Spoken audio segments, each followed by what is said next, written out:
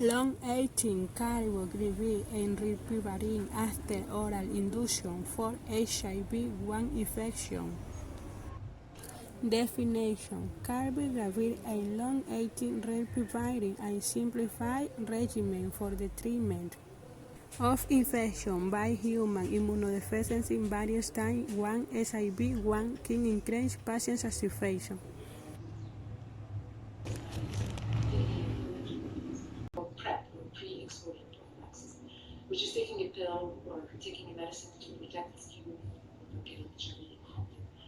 So having something that does not need to be taken every day, can be given by injection every 2 months or so, is a game changer because it actually offers something that's convenient, that hopefully can fit into the lives of busy women around the world, and that will be a game changer.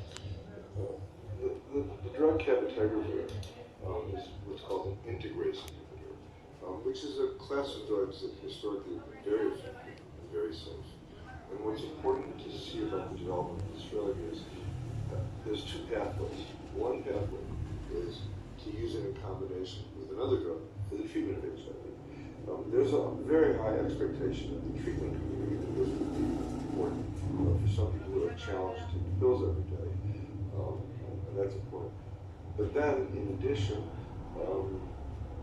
that same drug, now as a single agent, could be used to prevent HIV in men and women with injection as infrequently as every 8 weeks.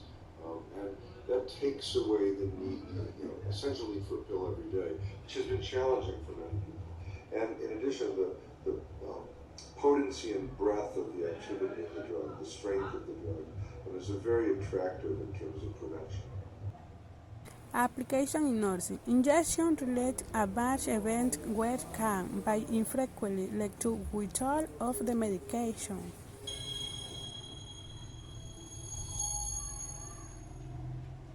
Okay, so novel and emerging drugs. We have to talk about long-acting therapies. We've gotten some teaser information about long-acting therapies. Ian, what do we know? Well, the drugs that are furthest along with long-acting strategies are injectable cabotegravir and rilpivirine. We have some studies, mostly using these drugs as maintenance therapies in individuals with virologic suppression, that are testing the ability of these agents, which can be administered perhaps every with frequency no more frequent than every 4 weeks, and maybe every 8 weeks, with a couple of shots in the gluteus medius that have shown that the combinations, in comparison to continuing oral regimens, are just as effective in maintaining virologic suppression. Individuals develop injection site reactions. It's a little bit more than getting a shot of benzathine penicillin or a couple of shots of benzathine penicillin. There is some discomfort that can last for a couple of days, but it's rare in these studies for individuals to drop out because of the injections, and they tend to tolerate the injections better and better as they continue in the studies over time. I would say they tolerate them better than benzathine penicillin, because benzathine penicillin is very thick and is very uncomfortable when it's injected, from what I'm told. And haven't gotten it yet. But and cabotegravir and rilpivirine are liquid and they go in very easily, But they do cause some irritation at the injection site. You're right. Yeah, I think that unlike those of you out there that may have used Infuvritide or Fusion, and there aren't nodules that persist, but it is, I think there's pain. And it's not self-administered. And the goal here is to create. Pros and cons. Participants receiving long-acting therapy, 86% report injection site reaction, medium duration 3 days, mild or moderate severity 99% of cases. So let's talk quickly two drugs, especially dolutegravir, lamivudine. Maybe Paul. Yeah, I mean the data. Should we use it? I think the data are very promising, especially from the Gemini studies. We anticipated there might be some extra resistance from the ACDG pilot study single-arm study, but so far, at least the 48-week data, there weren't no resistance, and it was as good as dolutegravir plus TDF FTC. Very encouraging. And we are going to see a large study of switching patients who are stably suppressed from TAF regimens and comparing continuing TAF regimens versus dolutegravir lamivudine. So there definitely are some attractive aspects of it. One in particular is pharmacoeconomic. Lamivudine has been available since '95. It's been generic a long time. We totally know its safety track record. And, our modeling studies suggest that this is really the most cost-effective way to treat people, especially if we can switch stably suppressed patients to dolutegravir lamivudine. It's not a good drug for that immediate start, that immediate regimen. I think we don't know about its resistance barrier. Transmitted 184V does happen, although it's not that common. I would not be choosing it for that particular approach. We'll say one other group for whom I'm still not totally comfortable using TAFN are people with really moderate to severe renal disease. And these typically are older patients, older patients who've maybe been on tenofovir for years and years, and it's DF formulation, and their creatinine clearance is 30 or so, and you want to save those last nephrons.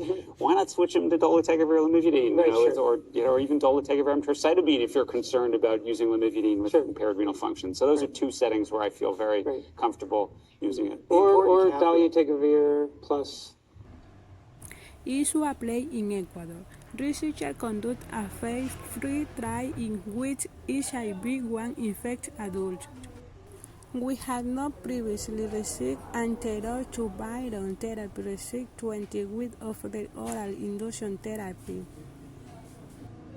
Make both cabotegravir and the development program unique.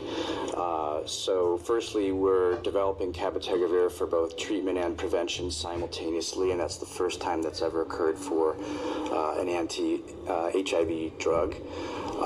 But for cabotegravir, there are unique properties, inherent properties that make it very amenable to a long-acting formulation. So this is one of its kind for HIV. So it has inherent low solubility, and it has a long terminal half-life, and both of those properties lend it to formulation as a long-acting injectable. With respect to prevention, the fact that it does not require any special light storage, or more importantly, does not require refrigeration, really make it a very powerful candidate for HIV prevention, especially in resource-limited settings. It's also a member of the integrase class, so all of the drugs that have been developed before or have been explored before for PrEP, which include NRTIs and NNRTIs, this is now the first integrase inhibitor which is being explored for PrEP. To tell you how unique this program is, it's everything that we've known about pills and tablets goes completely out the window.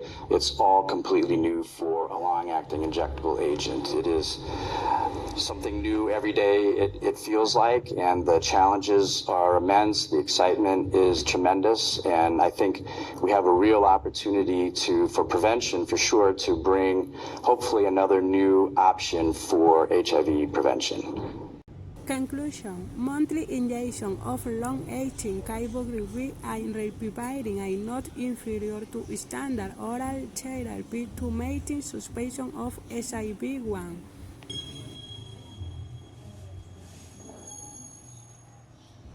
Sure. So the FLAIR and the ATLAS trials were two phase 3 trials of long-acting injectable cabotegravir plus rilpivirine.